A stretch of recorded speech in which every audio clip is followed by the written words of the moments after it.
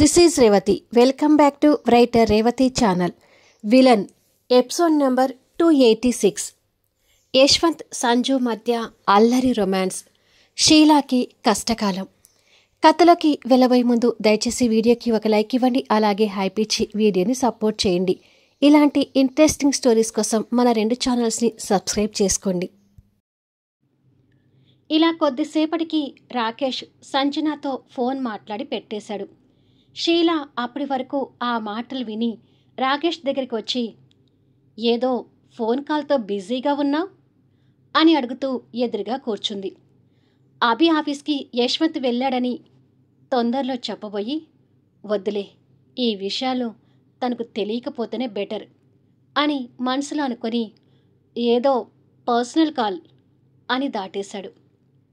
నీ దగ్గర చాలా ఉంది రాకేష్ అని మనసులో కోపంగా అనుకుంది. మేనేజర్కి ఫోన్ చేశావా? సైట్ దగ్గర వర్క్ స్టార్ట్ అయిందంటనా అని అడిగాడు. అయిందంట, వర్క్ చేస్తున్నారు అని చెప్పింది. అనుకున్న టైంకి వర్క్ కంప్లీట్ అయితే అభి యశ్వంత్ గారు చేసిన సహాయానికి ఫలితం దక్కినట్టు అన్నాడు రాకేష్. అందరి ముందు వాళ్ళు మెప్పులు పొందటం కోసం సహాయం చేశారు, కానీ మా కోసం ఏమీ చేయలేదు అంది షీల నిష్ఠూరంగా. అందరి ముందా? ఎవరు ఆ అందరూ అని ప్రశ్నించాడు రాకేష్. అదే, కస్టమర్స్ ముందు మనకు సహాయం చేసినట్టుగా బిల్డప్ ఇచ్చి మంచివాళ్ళు అనిపించుకున్నారు అని అంది. అలా మంచివాళ్ళు అనిపించుకోవడం వల్ల వాళ్ళకొచ్చే లాభం ఏంటి అని అడిగాడు రాకేష్. షీల దగ్గర సమాధానం లేదు. చెప్పు షీల, వాళ్ళెవరో తెలియని వాళ్ళ దగ్గర నుంచి మంచివాళ్ళు అనిపించుకుంటే యశ్వంత్ గారికి అభి గారికి వచ్చే లాభం ఏంటో నాకు తెలియక అడుగుతున్నాను, చెప్పు అని అన్నాడు. అయినా కూడా మాట్లాడడం లేదు. ఇదే మార్చుకోమని అంటున్నాను షీలా. ఆఫ్కోర్స్ నేనేదో నీతిమంతుడని చెప్పడం లేదు. ఒకప్పుడు నీలాగే నా ప్రవర్తన కూడా ఉండేది, కానీ ఆ ఆలోచన ధోరణిలో ఉన్నప్పుడు నేను సాధించింది ఏమీ లేదు. అలాగే ఇంకా శత్రుత్వం తప్ప నువ్వు కూడా సాధించుకునేది ఏమీ లేదు. సో నీ బుద్ధి మార్చుకోమని చెప్తున్నాను అని అన్నాడు రాకేష్. మిస్టర్ రాకేష్ అంటూ చైర్లో నుంచి కోపంగా లేచి, ఆఫీస్లో మా నాన్న నీకు పెత్తనం ఇచ్చాడు కదా అని చెప్పేసి ఎక్స్ట్రాలు చేయకు. నువ్వు ఎంతలో ఉండాలో అంతలోనే ఉండు. ఈ కంపెనీకి నువ్వు జనరల్ మేనేజర్ కావచ్చు, కానీ మా కంపెనీలో నువ్వు ఒక ఎంప్లాయ్ అనే విషయాన్ని గుర్తుపెట్టుకో అని చెప్పి వెళ్ళిపోయింది. తన ధోరణికి రాకేష్ అటు కోపం ఇటు బాధ కలగలిపిన భావాలతో చిరాకు పడుతున్నాడు. షీల తన క్యాబిన్లోకి వచ్చి కూర్చొని, కానీ ఆ టెండర్ని ఎలా అవకాశంగా తీసుకొని అభి యశ్వంత్ మధ్య దూరం పెంచాలి, ఆ అవకాశం ఎలా వస్తుంది అని అనుకొని, ఇంకా 4 రోజులు టైం ఉంది, అప్పటి వరకు ఏదో ఒక అవకాశం రాకుండా పోదు అని అనుకుంటుంది. నైట్ 7 అవుతుండగా ఆఫీస్ వర్క్తో అలసిపోయిన యశ్వంత్ ఇంటికి చేరుకున్నాడు. సాయంత్రానికి ఆదిత్య స్వాతి ఇంటికి చేరి ఇప్పుడు పిల్లల్ని ఆడిస్తూ కూర్చున్నారు. వాళ్ళ పక్కనే పూర్ణ కూడా కూర్చొని ఉంది. హాయ్ అన్నయ్య, హాయ్ బావగారు అని ఆదిత్య స్వాతి పలకరిస్తే హాయ్ అన్నాడు యశ్వంత్. ఎంతసేపు ఉన్నావేంటి నానా అని అడిగింది పూర్ణ. వర్క్ ఎక్కువగా ఉందమ్మా అని యశ్వంత్ చెప్తూ ఉండగా సంజు వచ్చి యశ్వంత్ చేతిలో ఉన్న ఆఫీస్ బ్యాగ్ తీసుకొని, ఏంటి యశ్వంత్, బాగా అలసిపోయినట్టుగా కనిపిస్తున్నావు అని అడిగింది. నీ స్నేహితుడు ఆఫీసులో వర్క్ అలా ఉంది, ఎందుకు నిద్ర కూడా మానుకొని వర్క్ చేస్తున్నాడా అనుకున్నాను. అలా ఎందుకు చేస్తున్నాడో ఇవాళ ఆఫీస్కి వెళ్ళాక అర్థమైంది. పెండింగ్ వర్క్స్ బాగా ఉన్నాయి అని అన్నాడు. ప్రెగ్నెంట్ తర్వాత దివ్య ఆఫీస్కి వెళ్ళలేదు కదా యశ్వంత్, అందుకే వర్క్స్ అలా పెండింగ్ పడి ఉంటుంది. ఇంతకుముందు దివ్య స్థానంలో నేను ఉన్నప్పుడు ఎప్పటికప్పుడు పెండింగ్ లేకుండా వర్క్ చూసుకునేవాళ్ళం అని అంది సంజు. యశ్వంత్ మెడకు ఉన్న టై విప్పుతూ, అభి దివ్య కనిపించకపోవడం చూసి, అభి దివ్య రూమ్లో ఉన్నారా అని అడిగాడు. లేదు, సంజయ్ సాహితీ వాళ్ళ శోభనానికి ఇవాళే ముహూర్తం కుదిరిందంట. వాళ్ళ శోభనానికి ఏర్పాట్లు చేస్తున్నారంట. పైగా సాహితీకి అక్కడ కొత్త ప్లేస్ కదా, మూడీగా ఉంటుందంట. సంజయ్ దివ్యకి, అభికి ఫోన్ చేసి ఒకసారి సాహితితో మాట్లాడి వెళ్ళండి అని ఫోన్ చేశాడు. శోభన ఏర్పాట్లు కూడా చేసినట్టుగా ఉంటుందని చెప్పేసి అభి, దివ్య అక్కడికి వెళ్ళారు అని అంది. ఓ అలాగా అని ఆదిత్య స్వాతి ఒడిలో ఉన్న పిల్లల దగ్గరికి వచ్చి పిల్లల్ని ముద్దు చేస్తుంటే తండ్రిని చూడగానే కేరింతలు కొడుతూ ఎత్తుకో డాడీ అన్నట్టుగా ఇద్దరు చేతులు చాపుతూ ఉంటే ఫ్రెష్ అయి వచ్చి ఎత్తుకుంటానమ్మా అని చెప్పి సంజుతో కలిసి రూమ్లోకి వచ్చాడు. యశ్వంత్ సూట్ విప్పుతుంటే సంజు వచ్చి టవల్ అందిస్తూ మధ్యాహ్నం ఎప్పుడు తిన్నావో ఏంటో, త్వరగా స్నానం చేసిరా, అందరం కలిసి డిన్నర్ చేద్దాం అని అంది. తన నడుం చుట్టూ చేతులు అల్లేసి కొంటెగా తనని అల్లుకొని నువ్వొచ్చి స్నానం చేయించొచ్చు కదా అని అన్నాడు. ఏంటి స్నానం చేయించాలా? నువ్వేమైనా మన ధనుష్లాగా చిన్న బాబువి అనుకుంటున్నావా అని అడిగింది.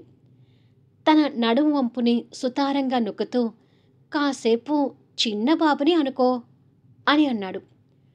చిన్నబాబు ఇలా వేషాలు వేడు అని చెప్పి యశ్వంత్ చేతి మీద సురుకు తగిలేలాగా ఒక దెబ్బ కొట్టింది. అబ్బా అంటూ తన నడుము మీద నుండి చెయ్యి వెనక్కి తీసుకుని రాక్షసి అలా కొట్టావేంటి అని అన్నాడు. నువ్వు స్నానానికి వెళ్లకుండా ఇలాగే పిచ్చి పిచ్చి వేషాలు వేశావే అనుకో, ఇంతే కొడతాను అని చెప్పి బలవంతంగా వాష్రూంలోకి పంపించింది. అలా యశ్వంత్ వాష్రూంలోకి వచ్చి బొత్తిగా రొమాంటిక్ ఫీలింగ్స్ లేకుండా పోతున్నాయి అని ముద్దుగా తిట్టుకొని తల మీదకి షవర్ తిప్పుకున్నాడు. సోప్ తీసుకుందామని చూస్తే సోప్ బాక్స్ ఖాళీగా కనిపిస్తుంది. అది చూసి నవ్వుకొని ఇప్పుడు బాగా దొరికావు సంజు అని అనుకొని డోర్ కొంచెం ఓపెన్ చేసి సంజు సోప్ అయిపోయింది అని అన్నాడు. అప్పటికి సంజు యశ్వంత్ వేసుకోవాల్సిన నైట్ వేర్ తీసి పక్కకు పెట్టి అయ్యో సోప్ పెడదాం అనుకున్నాను, మర్చిపోయాను అని అనుకొని సోప్ తీసుకొచ్చి డోర్ల నుండి బయటపెట్టిన యశ్వంత్ చేతికి అందించబోతుంటే అది అవకాశంగా తీసుకొని యశ్వంత్ తన చేయి పట్టుకొని వాష్రూంలోకి గుంజుకొని తనని షవర్ కింద నిలబెట్టాడు. అంతా క్షణంలో జరిగి తను తేరుకొని చూసేసరికి షవర్ కింద యశ్వంత్తో పాటు తను ముద్ద ముద్ద అవుతూ ఉంది. ఆ క్షణం తన ఫేస్ ఎక్స్ప్రెషన్ చూసి యశ్వంత్కి నవ్వాగటం లేదు. ఆ నవ్వు చూసి చిరుకోపం ప్రదర్శిస్తూ ఏంటి యశ్వంత్ ఇది, ఆల్రెడీ నేను స్నానం చేశాను, మళ్ళీ నన్ను తడుపుతున్నావు అని అంది. ఇక్కడ వాటరేమీ కరువు పోలేదులే అని చెప్పి తన నడుం చుట్టూ చేతులు అల్లేసి తనని ఛాతి మీదకి గుంజుకొని షవర్ కింద తడుస్తున్నాడు.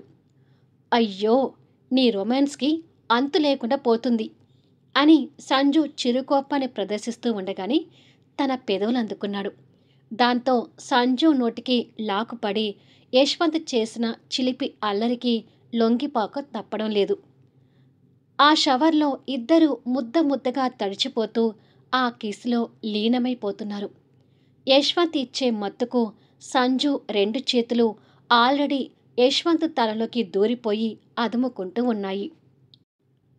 సంజయ్ వాళ్ళింట్లో సాహితి, దివ్య భోజనం అయిపోయి అభి, సంజయ్ వాళ్ళ నాన్నగారు భోజనం చేస్తున్నారు. సంజయ్ వాళ్ళ మదర్ ముగ్గురికి భోజనం వడ్డిస్తూ ఉంది. ఇక్కడికి వచ్చిన దగ్గర నుండి సాహితి లోన్లీగా ఫీల్ అవుతుంది. దివ్యని చూశాక మళ్ళీ సాహితీగా చూసినట్టుగా అనిపిస్తుంది అభి. బహుశా ఏ ఆడపిల్లకైనా పెళ్ళయి అత్తగారింటికి వస్తే ఇలాగే ఉంటుందేమో అన్నాడు సంజయ్ భోజనం చేస్తూ.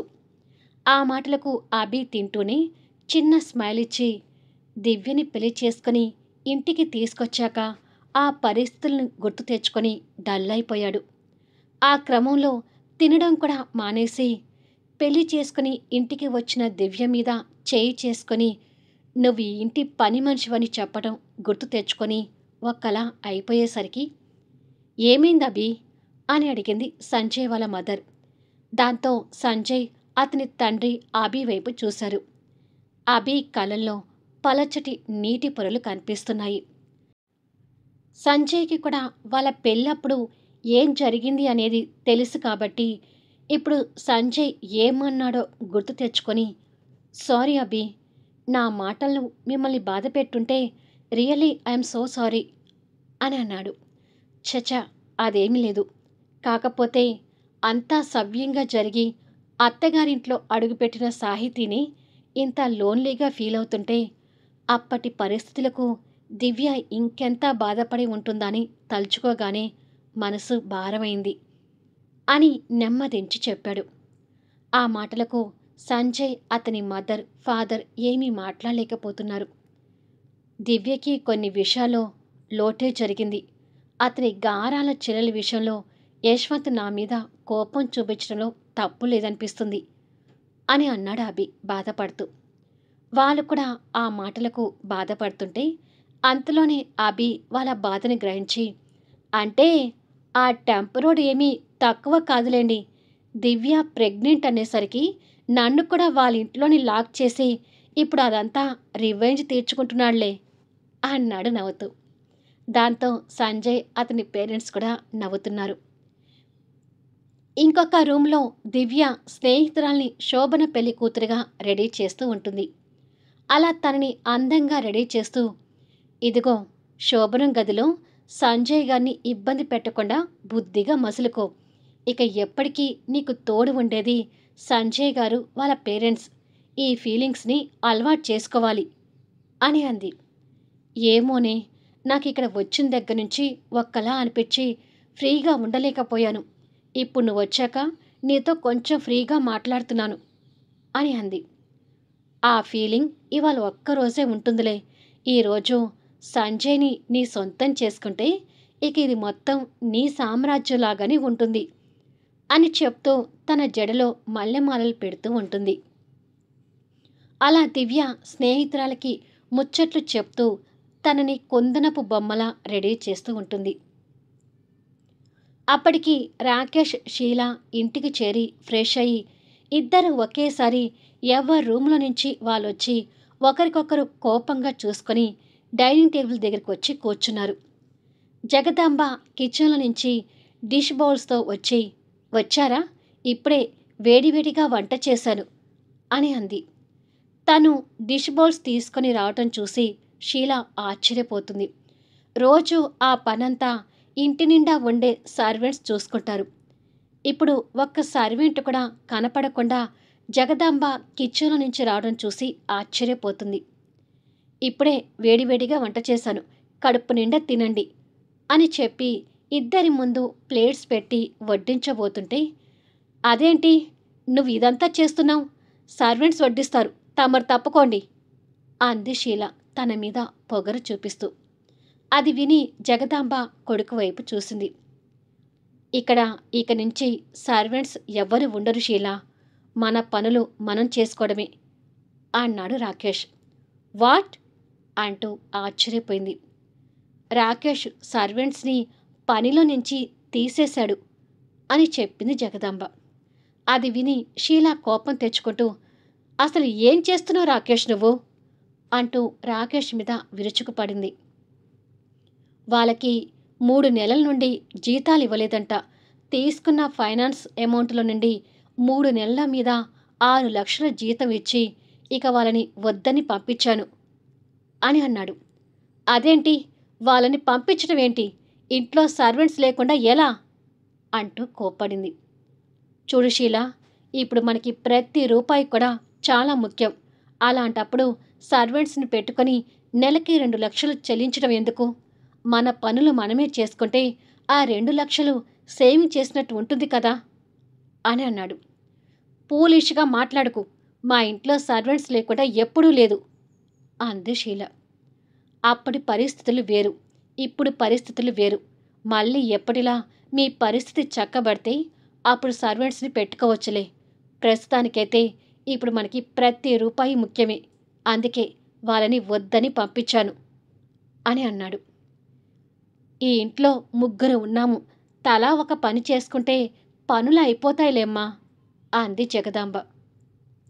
కానీ షీలాకి వాళ్ళ అభిప్రాయాలు, నిర్ణయాలు అసలు నచ్చటం లేదు.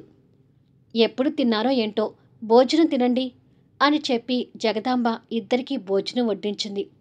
రాకేష్ కూడా ఇక మారు మాట్లాడకుండా భోజనం కలుపుకొని నోట్లో పెట్టుకొని తింటున్నాడు. అలా షీలా కూడా భోజనం నోట్లో పెట్టుకుంది. భోజనం టేస్టీగా అనిపించినా వాళ్ళ నిర్ణయాలు తనకు నచ్చక, ఛీ, ఇదసలు భోజనం అంటారా? కూర ఇంత దరిద్రంగా ఉందేంటి అంటూ జగదాంబ మీద విరుచుకుపడింది. అది విని జగదాంబ కొడుకు వైపు చూసి, కూర బాగలేదా రాకేష్ అని అడిగింది. లేదమ్మా, కూర బాగానే ఉంది. ఇంకా చెప్పాలి అంటే రోజూ సర్వెంట్ చేసే ఫుడ్ కన్నా ఈ ఫుడ్డే బాగుంది అన్నాడు షీలా వైపు కోపంగా చూస్తూ. కానీ నాకు నచ్చలేదు, అస్సలు బాగలేదు అని భోజనంలోని చేయి కడిగేసి రూంలోకి వెళ్ళి డోర్ వేసుకుంది. ఏమిట్రా, ఈ అమ్మాయి రాను ఇలా తయారవుతుంది అంది జగదాంబ. తన గురించి వదిలేయమ్మా అని చెప్పి రాకేష్ భోజనం చేస్తున్నాడు. కాసేపటికి జగదాంబ, రాకేష్ భోజనం చేసి వెళ్ళిపోయారు. భోజనం వద్దని బెదిరించిపోయిన షీలాకి కడుపులో ఆకలితో పేగులు అరుస్తూ ఉంటాయి. పడుకున్న ఆకలి తనని నిద్రపోనివ్వడం లేదు. ఈ ఆకలితో ఉండటం నా వల్ల కాదు అని అనుకొని రూమ్ నుండి బయటకు వచ్చింది. అప్పటికి జగదాంబ, రాకేష్ వాళ్ళ రూమ్లోకి వెళ్ళి పడుకున్నారని తెలుస్తుంది. ఇద్దరు పడుకున్నారు. వెళ్ళి కడుపు నిండా భోజనం తినాలి, లేదంటే ఆకలితో చచ్చిపోయేలాగా ఉన్నాను అని అనుకొని డైనింగ్ టేబుల్ దగ్గరికి వచ్చి కుర్చీలో కూర్చొని బౌల్ లిడ్ ఓపెన్ చేస్తుంది. రైస్ అయిపోయి ఖాళీగా కనిపిస్తుంది. ఇదేంటి అని అనుకొని అన్నీ లిడ్ ఓపెన్ చేసి చూస్తే అన్నీ కూడా ఖాళీ అయి కనిపిస్తున్నాయి. జగదాంబ వంట చేసింది ముగ్గురికి. షీలా తన వాటాకి భోజనం ఉన్న ప్లేట్లోనే చేయి కడుక్కొని వెళ్ళిపోయింది. రాకేష్, జగదాంబ వాళ్ళ భోజనం వాళ్ళు తినేసి వెళ్ళిపోయారు. సో అన్ని వంటకాలు అయిపోయి ఖాళీగా కనిపిస్తున్నాయి. మళ్ళీ నెక్స్ట్ వీడియోలో కలుద్దాం. కథ నచ్చితే దయచేసి లైక్ చేయండి, హైప్ ఇవ్వండి, మీ అమూల్యమైన కామెంట్స్ షేర్ చేయండి. Thank you for listening.